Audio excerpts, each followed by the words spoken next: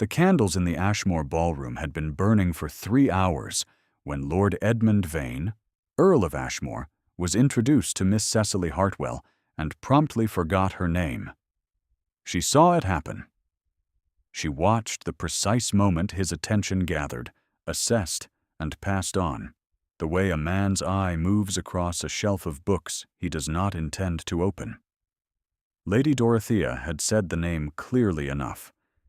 Miss Hartwell, my correspondence secretary, and Edmund had inclined his head by perhaps 2 degrees and turned to address the far more glittering presence at his right hand, Miss Isolde Ferrars, whose silk gown caught every candle in the room and whose laughter had been calibrated since childhood to carry exactly this far.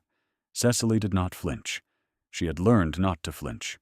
She stepped back 1 deliberate half-step until the potted palm at the ballroom's edge admitted her into its shadow.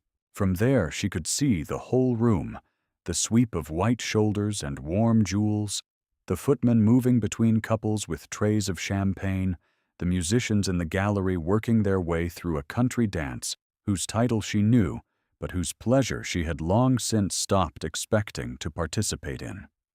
Edmund stood at the room's center, as though the room had arranged itself around him, which, in its way, it had. He was 31 years old, and the largest landowner in 3 counties, and the breadth of his shoulders under his dark coat suggested a man who had been built for labor and then educated into stillness. His face was the problem. It was a face designed for an emotion it never displayed, all clean structure and a jaw that might have been carved from the cliff face at the edge of the Ashmore estate, and whatever lived behind it remained stubbornly his own. Cecily noted all of this the way she noted most things, carefully, without attachment. As raw material for someone else's use. She had been 23 years old for 4 months. She had been in Lady Dorothea's employ for 11 of them. Both facts felt longer.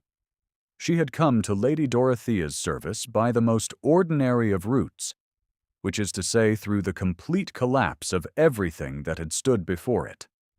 Her father, Mr. Thomas Hartwell, had been a man of moderate political significance and immoderate financial optimism, and when he died in the autumn of 1813, he left behind a name that still carried some respect in certain drawing rooms and a debt of £3,200 that carried no respect anywhere.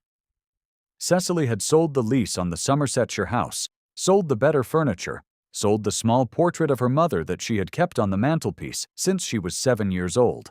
When the accounting was done, she was still £800 short of clear, and Lady Dorothea's advertisement for a correspondence secretary had appeared in the Morning Chronicle on the same morning the solicitor had laid the final figures before her.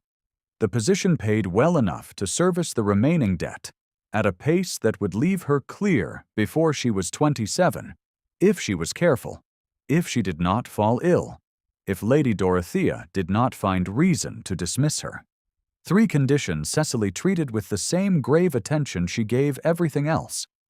What the advertisement had not mentioned, and what Cecily had discovered in her 3rd week of employment, was that Lady Dorothea's correspondence secretary was also, by quiet degrees, Lord Ashmore's speechwriter.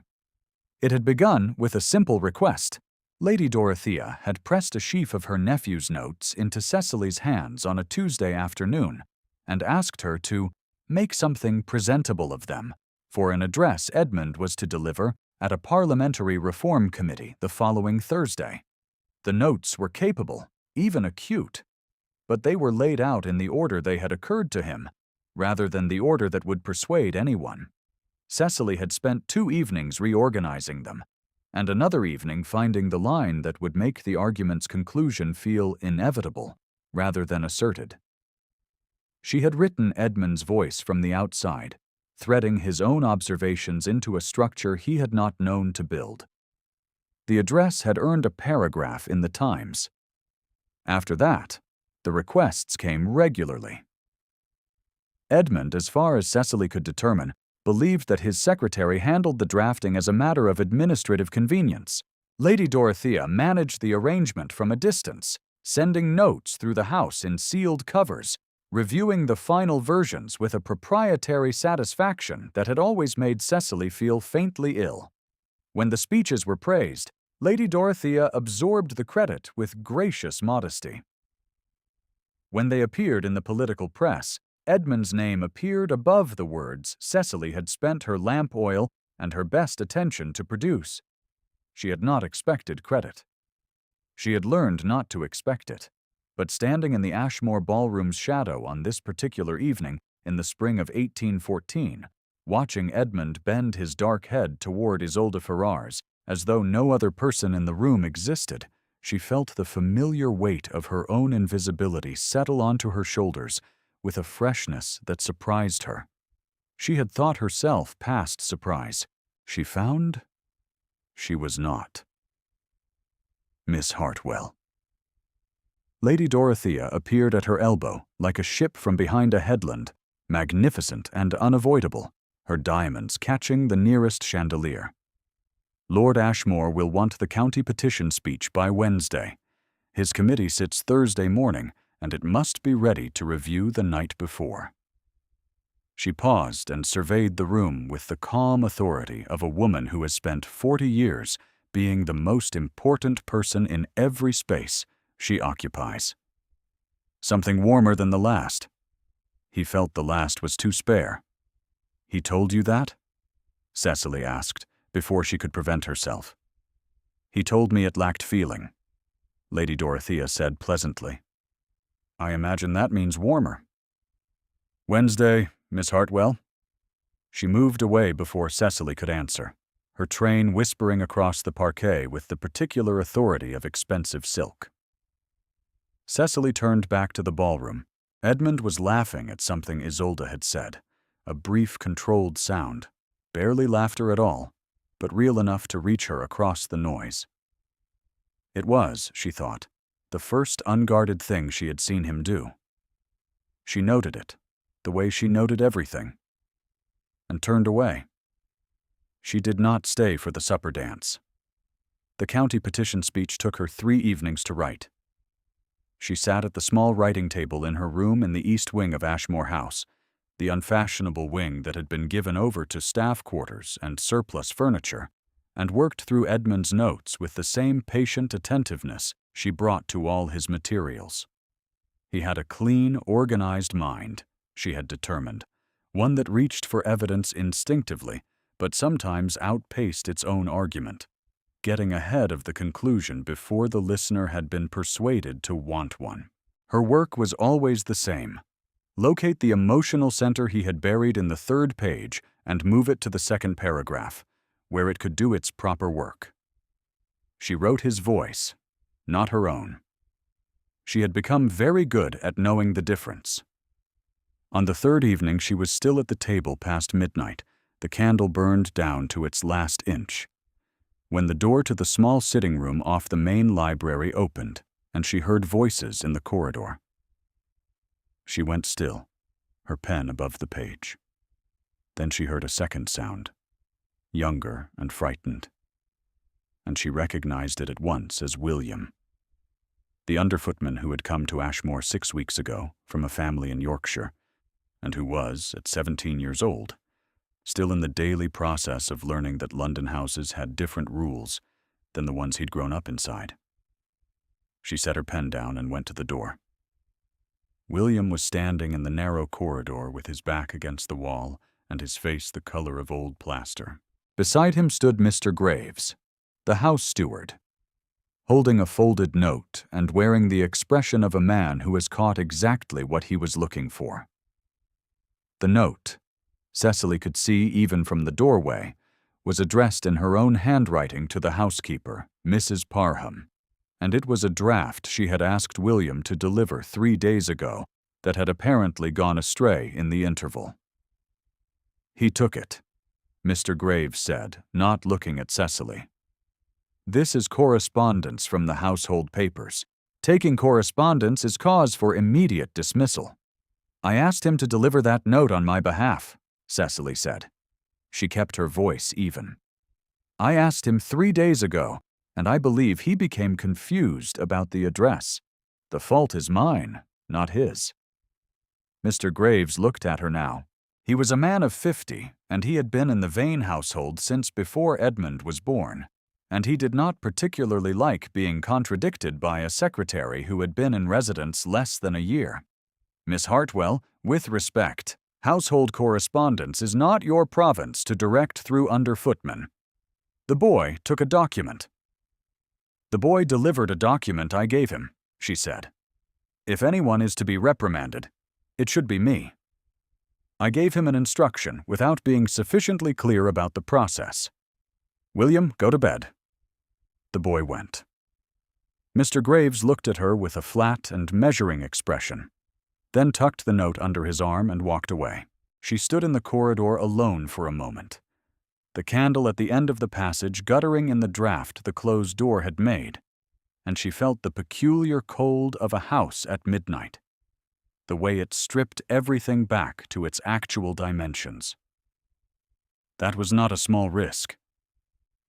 The voice came from behind her, from the direction of the library door, and she turned to find Edmund standing in the doorway with his coat removed and his cravat loosened, holding a glass he had apparently forgotten to drink from. He was watching her with an attention she had not seen him give anything in the ballroom, concentrated and still, and without its usual social management. She said the only thing that seemed accurate. "He is 17 years old, and frightened." Edmund looked at her for a long moment. "Graves remembers everything." "I know," she said. He did not say anything further. He looked at her in the candlelit corridor with that unreadable expression, and then stepped back into the library and closed the door quietly behind him. She returned to her room and finished the speech. Edmund delivered the county petition address the following Thursday to the committee, and the speech was repeated in the Evening Courier as a model of persuasive construction. Lady Dorothea received 3 congratulatory notes by Friday morning. Cecily received a sealed cover through the housepost containing a brief instruction about the formatting of next week's correspondence log. She did not attend the committee address. She stood in the servants' corridor that opened onto the back of the house and listened to Edmund's voice carry through the wall of the lesser drawing room where Lady Dorothea had gathered a small audience of interested parties. The sentences she had written arrived in Edmund's voice as though they had always belonged there, shaped by his delivery into something she had imagined in the abstract but could not have predicted in its particulars. She heard the room respond to the second paragraph, the one she had moved from the third page, and felt a small, precise satisfaction that had nowhere to go and nothing to attach itself to. She turned away before the applause began.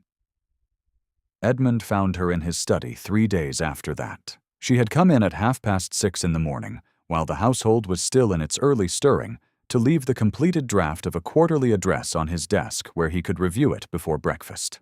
The study was dim, the curtains not yet drawn, and the desk was in its habitual state of productive disorder, its surface covered in papers, books marked with ribbon.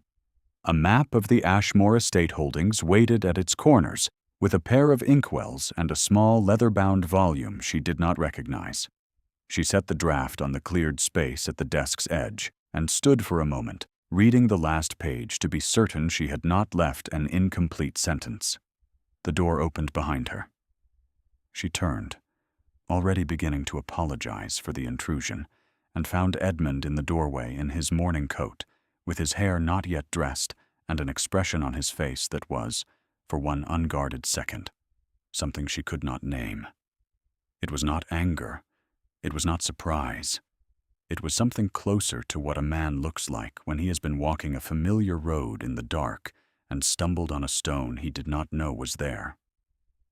"Miss Hartwell," he said, and then he saw the pages on the desk. He crossed to the desk and lifted the draft and stood reading it in the gray morning light, with the same stillness he gave everything. And she remained near the door and watched him read her words, and did not speak. The opening. he said at last. The first sentence.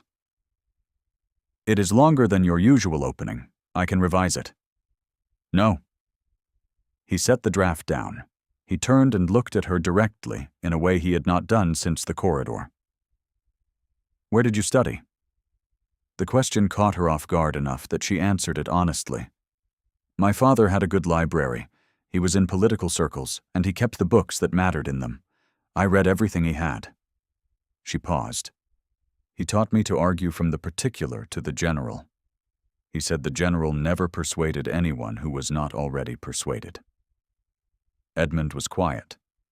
He looked at the draft, and then at her again. And she felt the weight of his attention, the way one feels the change in air before rain, a pressure that had no name in the conventions she had been given. Hartwell, he said. Thomas Hartwell. Yes. He was very still. She saw something move through his face then, not a crack exactly, but a settling, the way ice shifts on a river without breaking. And she understood that the name had struck something specific, and that she was not, in this moment, seeing the public version of Edmund Vane. I knew of your father, he said carefully. He assisted with several addresses in the parliamentary session of 1811. He stopped. He set the draft down and turned toward the window. She could see only the profile of his face against the gray glass. I was in London for that session. My wife was at Ashmore. She was confined. He stopped again.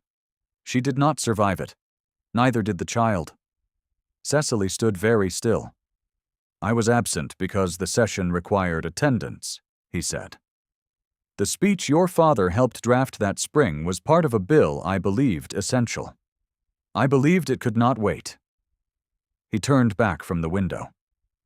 His face had resumed its usual discipline, but the discipline was visible now. A thing he was actively wearing rather than a thing he simply was. I mention it only because your father's name is not unknown to me, and because the connection is one I thought you ought to be aware of. She thought of £3,200. She thought of the sold furniture and the portrait of her mother. She thought of her father's confident, ruinous optimism, and of the way the world had decided she was the residue of it. Thank you for telling me, she said, and she meant it as plainly as it sounded. He nodded. He picked up the draft and held it, and for a moment she thought he meant to dismiss her. Then he said, the third page. The argument about representation. You moved it. It was doing its work too late, she said. The committee will have made up their minds before they reach the third page. I moved it to the second paragraph so it arrives before the resistance does. He read the passage again. Yes, he said. That is exactly right. He set the draft down. Thank you, Miss Hartwell. She left him there with her words and his. If you have found yourself holding your breath alongside Cecily, you are not alone. Leave a comment below and tell us whose voice you have been carrying in silence, and stay with the story, because what comes next costs more than either of them expected. The dinner party Lady Dorothea convened on the third Friday of April was the kind that announced itself as social and functioned as something else entirely. 14 guests occupied the long table in the Ashmore dining room, among them 3 members of Parliament, 2 of their wives, a visiting baronet whose opinions on the corn question were in temporary demand, and Miss Isolde Ferrars, seated to Edmund's right with a gown the color of a winter sky and the composed attention of a woman who has been told since girlhood that rooms like this belonged to her. Cecily had not been invited to dine. She had been asked to attend the earlier part of the evening to ensure that the placement cards were correctly arranged, a task that required her presence in the dining room for approximately 12 minutes, after which she was expected to withdraw. She was withdrawing through the side door when Lady Dorothea's voice stopped the table. Miss Hartwell, Lady Dorothea said pleasantly, in the particular tone she used when she meant to demonstrate the full range of her authority over a situation. "Do remain a moment. Lord Carver was just asking about Ashmore's political correspondence, and I believe you can speak to it more directly than I can." Cecily stopped with her hand on the doorframe. She turned back. 14 faces turned with various degrees of curiosity toward the woman in the plain gray gown standing at the edge of the room. Lord Carver, a wide-faced man of 55, with the satisfied expression of someone who has never lacked for anything, leaned forward slightly. "Lady Dorothea tells me Lord Ashmore's recent addresses have been rather well received. A departure from his previous style, some have said. More warmth, more persuasion." "His addresses have always been well-reasoned," Cecily said carefully. "Oh, indeed," Lady Dorothea said, and her voice carried the warmth of a blade that has been warmed by a fire. "But the warmth, Lord Carver, the persuasive feeling, that has been rather a collaborative enterprise, has it not? Miss Hartwell has been invaluable in that respect. She has a talent for finding the emotion in an argument. She drafts Lord Ashmore's speeches, you see, entirely. The notes go to her, and the finished address comes back, and Lord Ashmore reviews and delivers them. She has been most useful to us." The table was not precisely silent. It made the sound a table makes when everyone at it is performing, not having heard what they just heard.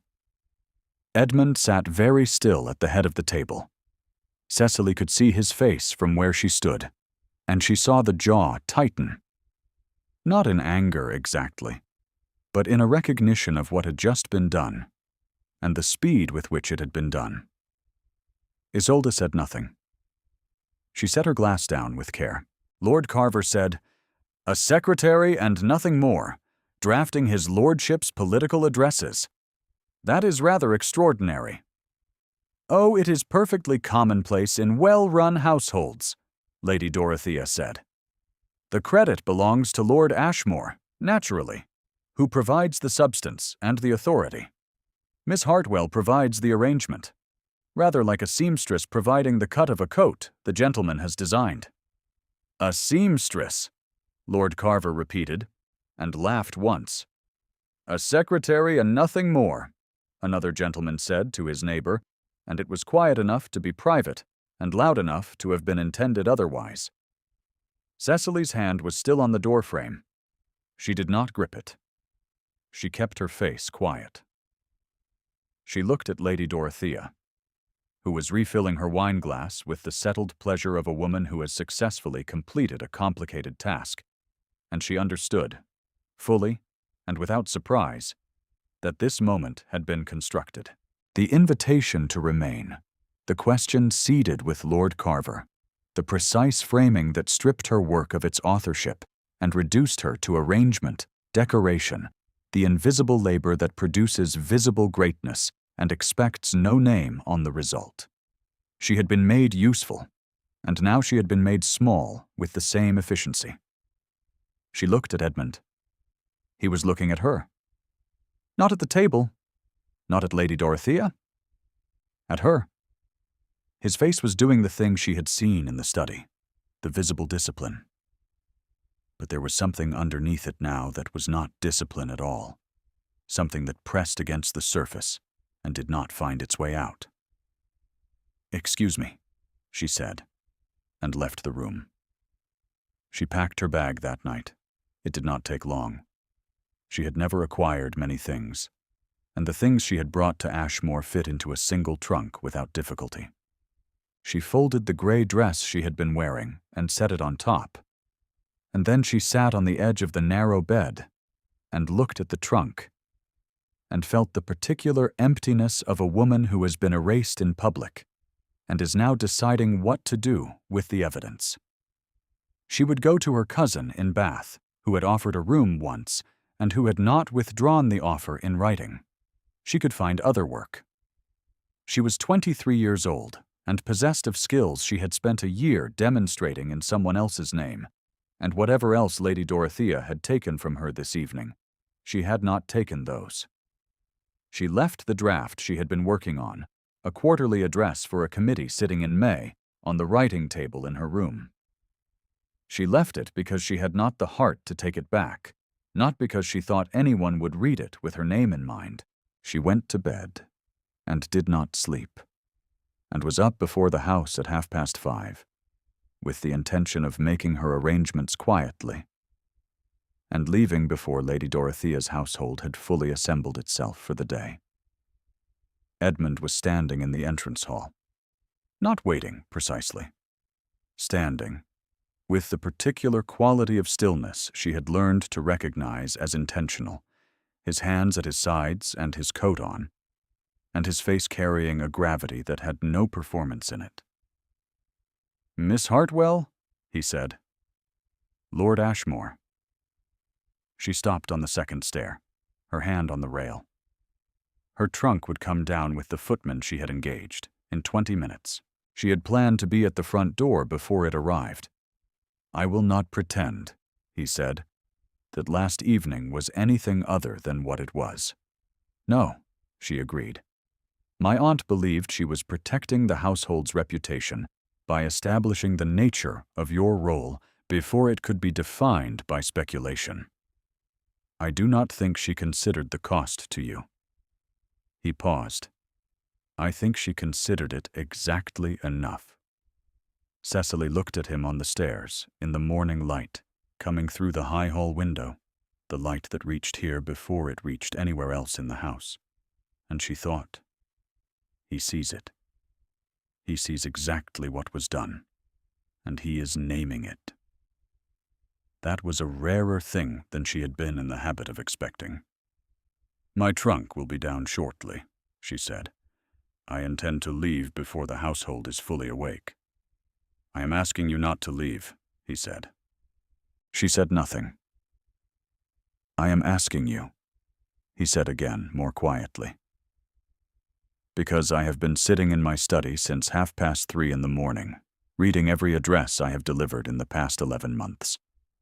And I know what my work looks like without yours. And I know what it became with it. And the difference is not arrangement. The difference is the thing my aunt called arrangement, because she did not have a word for what it actually is." He stopped. "I should have understood sooner what the arrangement required of you. I did not think carefully enough about what it cost." Cecily's hand tightened slightly on the rail. "There is a matter," he said, "that I wish to address. Not here. In the drawing room. I am told Lord Carver means to call this morning, along with 2 of last night's guests. I would be grateful if you would remain for that." She looked at him for a long moment. He did not look like a man who was asking a favor. He looked like a man who was doing something that was already decided and was merely being precise about the sequence. "Very well," she said, and went back up the stairs to wait. Lord Carver arrived at 10:30 with Mr. Phillips and Sir Thomas Wren, both of whom had been at the dinner. And Lady Dorothea received them in the drawing-room with Isolde beside her, and the bright, settled confidence of a woman in the natural center of her own territory. Cecily was not visible when they entered. She stood near the window in the drawing-room's east corner, half behind the curtain's fall. Not hidden exactly, but not arranged as a person the room expected to be part of the conversation. Edmund entered last. He did not take the chair Lady Dorothea had positioned near Isolde. He stood at the room's center, which is where the room's center always seemed to be when Edmund was in it, and he spoke before Lord Carver had quite finished his opening pleasantry about the fine spring weather. "Gentlemen," Edmund said, "I want to address something that was said last evening, since I understand it has already produced a version of itself in the morning's conversation, and I prefer the accurate version to reach you before the other one has settled." Lady Dorothea's fan stilled. Lord Carver made the interested, cautious expression of a man who has come to a drawing-room and found himself at the edge of something he had not anticipated. "Last evening my aunt described Miss Hartwell as my correspondence secretary," Edmund said. That is an accurate description of one part of her work.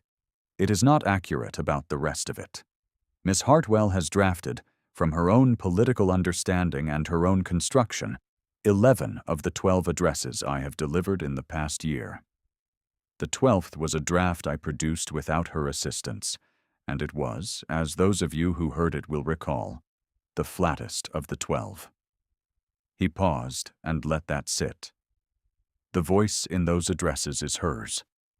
The architecture of the argument is hers.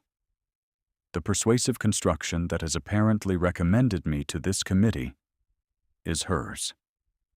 The room was quiet in the way the ballroom had been quiet 3 weeks ago, which was not silence, but the sound of several people deciding simultaneously what their face was doing. I have had the benefit of her intelligence and her labor for nearly a year, Edmund said.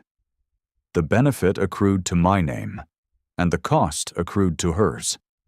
I do not consider that arrangement either accurate or adequate, and I am correcting it now, before this room, since this room contained the people to whom the correction is owed. Lord Carver said, with genuine uncertainty, Lord Ashmore. Miss Hartwell, Edmund said, and he turned his head and found her at the window, with the directness of a man who knew exactly where she was. Will you come and stand here, please? She moved from behind the curtain's fall and crossed the room. She was aware of the eyes of the room moving with her. The exact same quality of attention the ballroom had given Isolde 3 weeks ago, and she kept her chin level and her hands still, and walked across the Aubusson carpet until she stood beside him. This is Cecily Hartwell, Edmund said to the room, and her given name in his voice was the first time she had heard it there. And it was, she found, a different thing entirely from her surname. Her father was Thomas Hartwell, a man of political substance whose work contributed to this country's parliamentary record. She has continued that work in this household, under conditions that did not reflect her contribution, and I intend to change those conditions. He turned to her, not to the room. If you are willing. Isolde sat very still. Her face did something small and private. A recognition of a field that had been altered in the time it took a man to cross a room. And she looked down at her hands with the grace of a woman who understood, at least, the correct response to the situation. Lady Dorothea said, Edmund. Her voice was measured and careful, the voice of a woman recalculating. Aunt, he said with a gentleness that was also immovable. You arranged a situation that served the household. I understand why. I'm arranging a different one. Lord Carver made a sound that was almost a laugh, and then thought better of it. He looked at Cecily with the revised attention of a man who has been given new information and is in the process of applying it. The county petition address, he said. The second paragraph. Yes, she said. I thought it was the finest parliamentary argument I had heard in a session, he said. I said so to Phillips. Mr.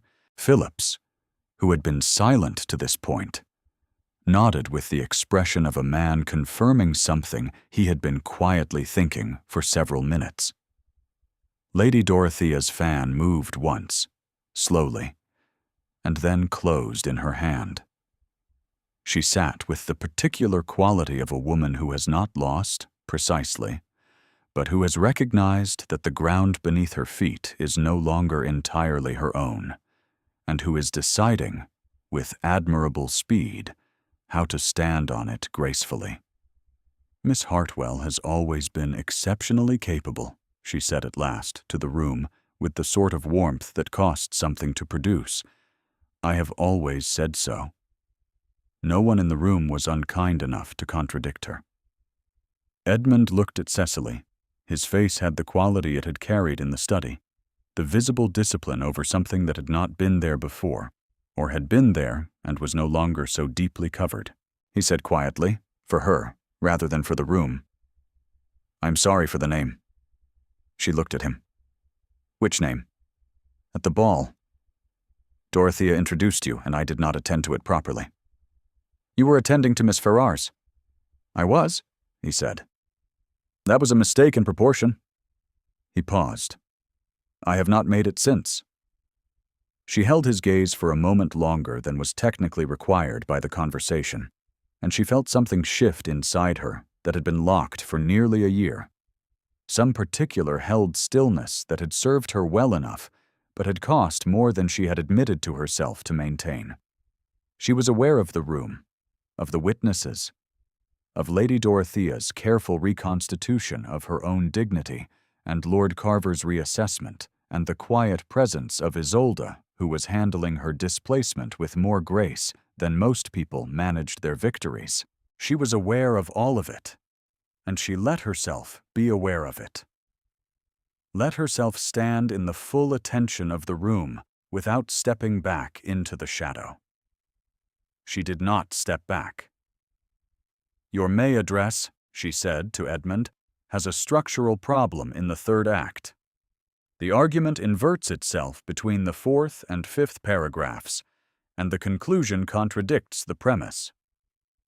Edmund's face did the thing she had seen once at the dinner table, that brief controlled almost humor that she had noted and set aside. I know, he said. I was hoping you would fix it. I will need to see your notes. They are on the desk, he said, as they always are. There is a moment, the story seemed to understand, when a woman who has spent a year making other people visible is finally allowed to remain in the room as herself. This was that moment. The narration will not rush it. If you have found your way to this part of the story, leave a word below. The May speech was written by Cecily and delivered by Edmund before a committee of 12 gentlemen in a room off Westminster, and the Morning Chronicle described it the following day as the most precisely argued address of the spring session. The byline read Lord Edmund Vane, Earl of Ashmore, as it had always read, but below it, in a line that Edmund had arranged himself with the paper's editor, in language that would not have been standard and was therefore all the more visible, appeared the words, Address prepared in collaboration with Miss Cecily Hartwell. It was not everything. It was, for 1814, something considerable. Lady Dorothea received the paper at breakfast and held it for a long moment, and said nothing, which was, for Lady Dorothea, a form of acquiescence. She set the paper aside and asked for more tea, and she did not raise the subject with Edmund, and Edmund did not require her to. Isolde had left Ashmore 3 days after the drawing-room, and had done so with the composure of a woman whose particular script had simply not produced its expected conclusion this time. She wrote Lady Dorothea a polite note about the season's other entertainments. Lady Dorothea wrote back. The correspondence, Cecily understood, would continue on civil terms, and civility was not nothing. The footman William, who had been 17 years old and frightened in a corridor at midnight, had been confirmed in his position by a recommendation Edmund had added to the household record, without comment, his name listed alongside 2 favorable observations about his management of the silver and his punctuality at morning assembly. He nodded to Cecily in the corridor now, with the specific gratitude of someone who knows a debt exists and is too young and correct to name it aloud. She nodded back. The summer came and settled over Ashmore in the long way of English summers, slowly and with interruptions. Edmund remained at the estate through June and July rather than returning to London, and the reason he offered, when he offered any, was that the committee had risen for the season, and he had correspondence to attend to. The correspondence turned out to include a great many conversations with Cecily in the library, initially about the political addresses, and then, by increments too small to mark precisely, about other things. About her father's library in Somersetshire, about the particular argument for representation he had made in the 1811 session that she had read in pamphlet form at 16. About Caroline, once, briefly, late in an August evening, with the lamps low and the garden audible through the open window, Edmund sitting opposite her at the library table, with his hands flat on the surface, as though steadying himself against something. She had lost her mother young, she told him.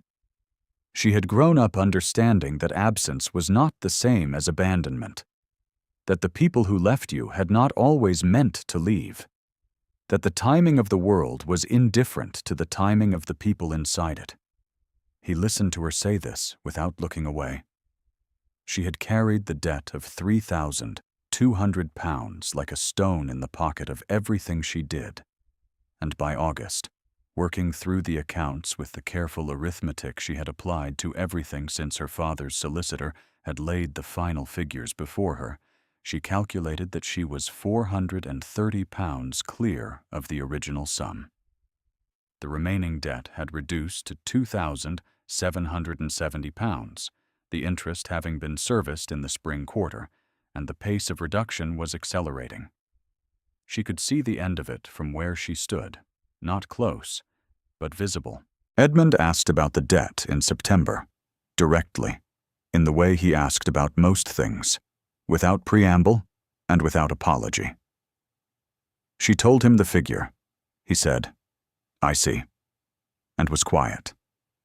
Then he said, "I have a proposal to make, and I want to make it carefully, because the last time I handled a matter of this kind badly, I spent 11 months not understanding what I had done." She put her pen down. He made his proposal carefully, as promised. It was not the speech she might have written for him. It was unpolished and unarchitectured, and it said the true thing in the true order without particular regard for persuasive construction, and she recognized his voice in it the same way she recognized her own in his addresses, not by its surface, but by its specific quality of attention. She accepted it on the same terms, plainly and without decoration.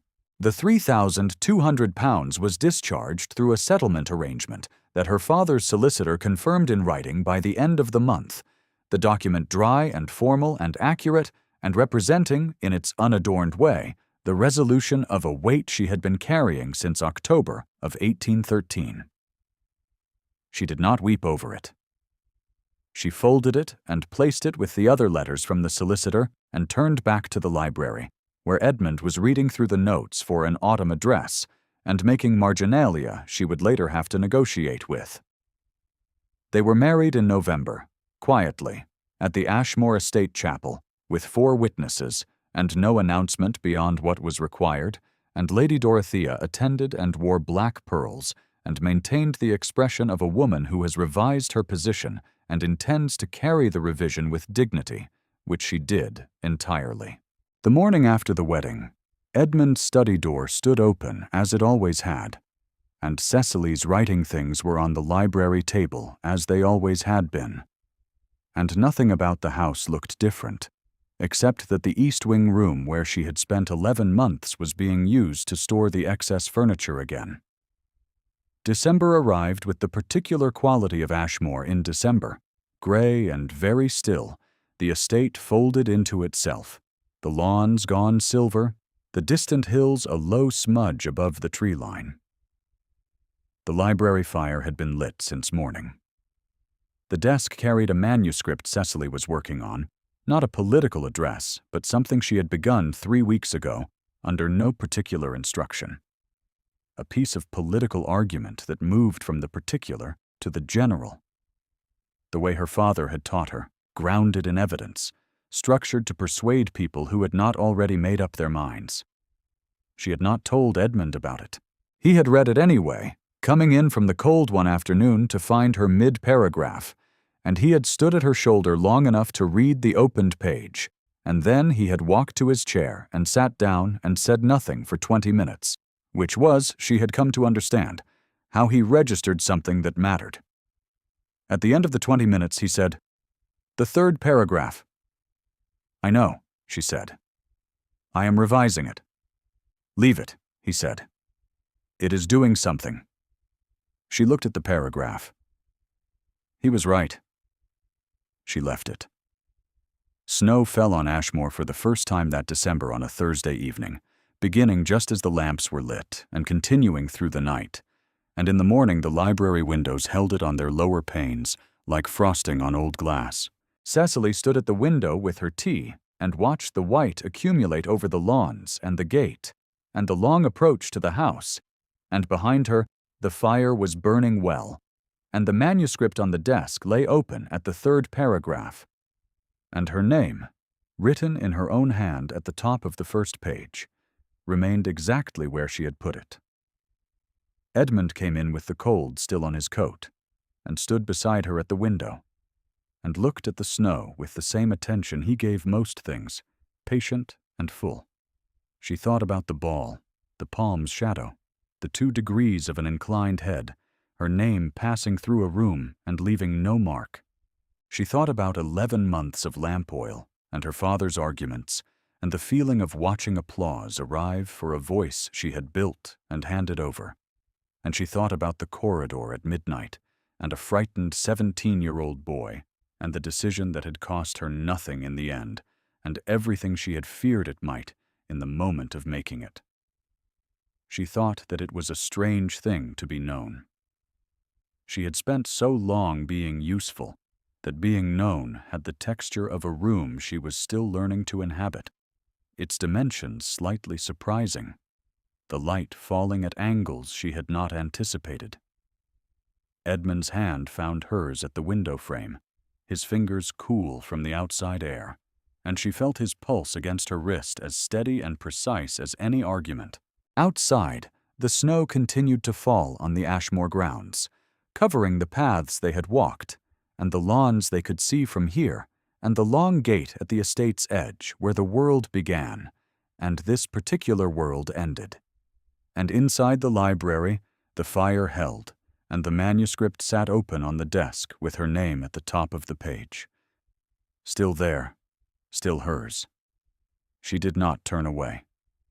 If Cecily's quiet courage stayed with you, leave a comment with the moment that moved you most.